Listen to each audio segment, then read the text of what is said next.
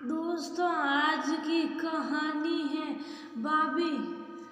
आपने जीते जी तो मेरी मम्मी की कभी सेवा की नहीं। अब मरने के बाद प्यार का दिखावा मत करो।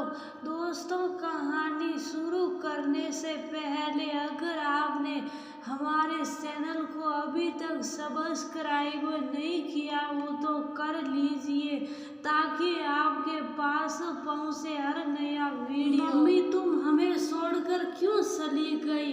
कहते हुए मीना की बहू पलक कुछ देर पहले ही स्वर्गवासी हुई। सास के पास बैठकर जोर जोर से रो रही थी। पत्नी की बात सुनकर उसका पति पंकज गुस्से में बोला, खबरदार, जो मम्मी के लिए एक भी आंसू बहाया तो सबके सामने इस तरह रोकर अपने प्यार का दिखावा मत करो। पलक के पास उस वक्त पंकज की बुआ शारदा भी बैठी थी। पंकज की बात सुनकर वह पंकज से बोली, बेटा तू बहू से ऐसे क्यों कह रहा है? इसकी सास तो इससे बिल्कुल बेटी की तरह प्यार करती थी। इसके उठने से पहले ही घर की साफ सफाई और खाना वगैरह सब बनाकर रख देती थी, ताकि बहू को काम करने में कोई परेशानी ना हो। पिछली बार जब सर्दियों की छुट्टियों में कुछ दिनों के लिए यहाँ रह कर गई थी, तब मैंने देखा था भाभी जब हमें खाना परोसती थी तो इसे भी अपने हाथ से खाना परोस कर दे देती थी। और जब कभी ये बीमार पड़ती तो तब तक ये पूरी तरह से ठीक ना हो जाती, खुद ही उसकी सेवा करती थी। बिस्तर में बैठे बैठे ही इसको अपने हाथ से सलाद और खाना खिलाती थी। सास का इतना प्यार पाकर तो ये इसकी मम्मी के द्वारा अपने मायके बुलाने पर कभी कभी अपने मायके जाने से भी इनकार कर देती थी। बेटा, जब सास इतना प्यार करेगी तो बहू तो उसे याद करके रोएगी ही। तू क्यों बहू पर गुस्सा हो रहा है? मेरी तो ये बात समझ से परे है बुआ जी। मम्मी तो इससे बहुत प्यार करती हैं, परंतु पता है इसने मम्मी के साथ क्या किया? कुछ दिनों पहले जब मम्मी के लकवा मार गया था और उनके शरीर के आधे हिस्से ने काम करना बिल्कुल बंद कर दिया था, तब मैं मम्मी को तुरंत अस्पताल लेकर गया था। वहाँ पर डॉक्टर ने मम्मी का बहुत अच्छा इलाज किया, परंतु काफ़ी दिन तक अस्पताल में बेहतर इलाज करने के बाद भी जब मम्मी पूरी तरह से ठीक ना हो पाई, तब डॉक्टर ने मुझसे कहा था कि हमने अपनी तरफ से पूरी कोशिश कर ली इन्हें पूर्ण रूप से स्वस्थ करने की। बेहतर इलाज करके हमने इन्हें जिंदा तो बचा लिया, लेकिन शरीर के आधे हिस्से पर लकवा मारने के कारण अब तुम्हारी मम्मी पूरी तरह से कभी ठीक ना हो पाएगी, ना ही अपने हाथ पैरों से चल पाएगी और ना ही घर का कुछ काम कर पाएगी। अब इनके पास जिंदा रहने के लिए ज़्यादा वक्त भी नहीं बचा है, इसलिए तुम इन्हें घर ले जाओ और इनकी अच्छी तरह से सेवा करो, ताकि ये खुशी खुशी अपनों के सामने इस दुनिया से विदा हो सके। डॉक्टर की बात सुनकर मैं मम्मी को घर ले आया तो मम्मी की हालत देखकर उन पर तरस खाकर उनकी सेवा करने की बजाय ये मुझसे बोली, ऐसी हालत में तुम मम्मी को घर लेकर आ गए, इनके बस की चलना फिरना भी नहीं है, ऐसे में कौन इनकी सेवा करेगा? मेरे बस की इनकी सेवा करनी नहीं है, या तो तुम इन्हें दोबारा अस्पताल छोड़कर आ जाओ, नहीं तो इनकी सेवा के लिए एक नौकरानी रख लो। इसकी बात सुनकर मैं आश्चर्यचकित रह गया था। जिस सास ने इसे हमेशा अपनी बेटी की तरह माना, वह उनके बारे में इस तरह से बोल रही थी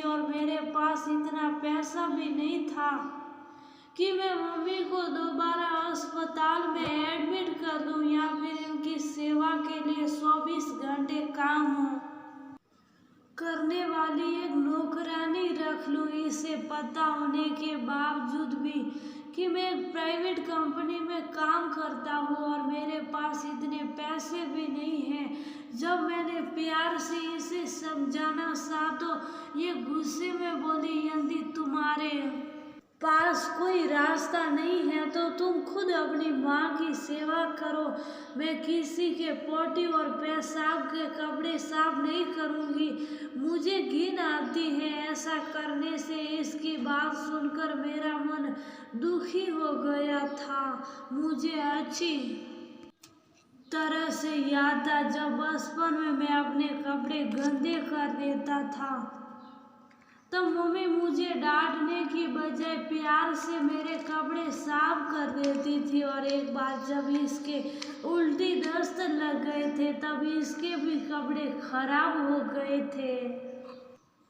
तो मम्मी ने ये कहकर कि मैंने बचपन में अपने बेटे के कपड़े भी तो साफ किए थे, यदि मेरे बहू के साफ कर दूंगी तो क्या हो जाएगा, बहू भी तो मेरे लिए बेटी के जैसे ही हैं। मैंने इससे बोल दिया, यदि तेरे बस की मम्मी की सेवा करनी नहीं है तो तू मत कर, मैं अपनी मम्मी को सेवा खुद करूँगा। ये कहकर जब मैं मम्मी के पास गया तो शायद मम्मी ने हमारी बात सुन ली थी, क्योंकि उनके शरीर का आधा हिस्सा ही खराब हुआ था। उनके कान और मुंह बिल्कुल ठीक काम कर रहे थे। वे मुझे दुखी स्वर में बोली, बेटा मुझे यहाँ तो सर से धक्का दे दे, नहीं तो एक जहर की पुड़िया ला कर दे दे। तू जब 5 साल का था तभी तेरे पापा मुझे छोड़कर चले गए थे। उस वक्त लोगों के घर घर साफ सफाई करके मैंने तेरी परवरिश की। बेटा मैंने पूरी जिंदगी कमा कर खाया है, अब मैं किसी पर आश्रित होकर जीना नहीं चाहती। मुझे पता था उस वक्त मम्मी अपनी बहू की बात सुनकर शर्म के मारे कह रही थी, क्योंकि कोई माँ नहीं चाहेगी कि उसका बेटा उसके वस्त्र साफ करे।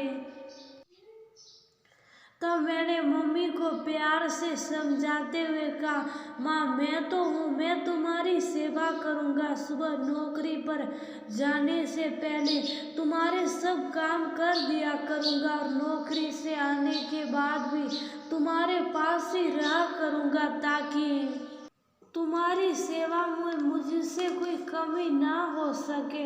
माँ तू बिल्कुल भी दुखी मत हो, खबरदार जो आज के बाद मुझे धक्का देने या फिर जहर लाने की बात कही। बचपन में तुमने भी तो हमारे कपड़े साफ किए थे, यदि तुम ना होती तो मैं इस संसार में कैसे आता। अपने बेटे से माँ को कैसी शर्म तो उन्हें आनी चाहिए जो अपने फर्ज से मुकर जाते हैं। मेरी बात सुनकर मम्मी खामोश हो गई थी। जब तक वह जीवित रही मैं खुद उनके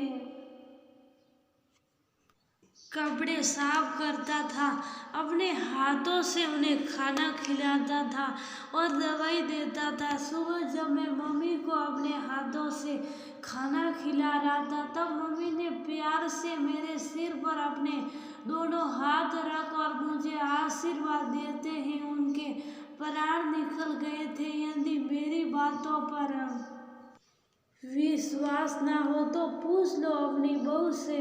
पंकज की बात सुनकर उसकी बुआ शारदा का मन बेहद दुखी हो गया था।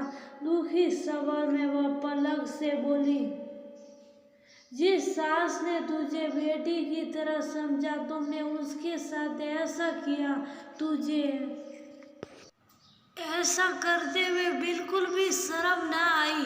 जीते जी जो सास की सेवा न कर सकी अब उसके मरने के बाद दुनिया के सामने रोकर अब दिखावा कर रही है। पंकज ठीक ही कह रहा है, अब दुनिया के सामने रोकर मत दिखा। बुआ की बात सुनकर पलक शर्म के मारे पानी पानी हो गई थी।